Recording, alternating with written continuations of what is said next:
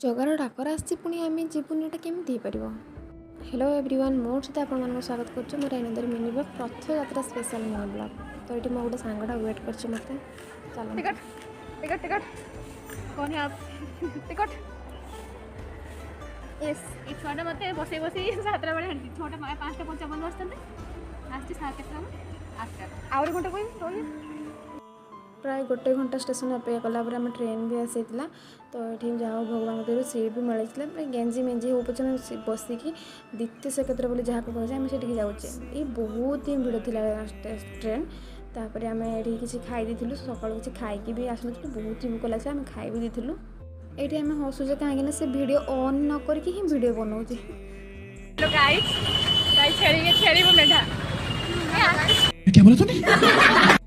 वर्षा होता बोली आम स्कूल रही जाइलु फाइनाली आम मंदिर पहुँची गलु।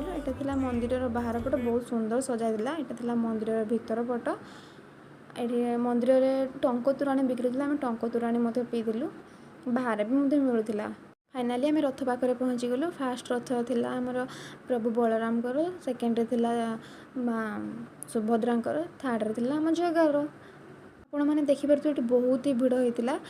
तो फास्ट तो आम बलभद्र ठाकुर को गलु दर्शन करने सुभद्रा माँ पाखु आम जगह पाखक तो जाइलु बाकी भिडियो कर बहुत ही भिड़ होता। ये आम देखिलु यमराज बहुत दिन पर आम बलद गाड़ी शगड़ गाड़ी देखिलु।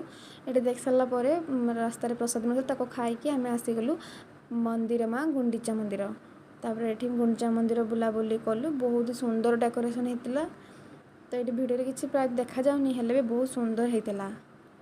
द्वितीय श्रीक्षेत्र माने बारिपदा को जी भी आसते से जानी कि गुंडीचा मंदिर पाखे गोटे अंबिका मंदिर अच्छे बहुत सुंदर मंदिरटे आठ गेट भी बंद था हेल्ले भी आम जुहार होगी मंदिर बसिकी आसिलु आम तापर कुआड़े कुआड़े बुलवाक गलु जानवा नेक्स्ट वीडियो को देखु बाय बाय।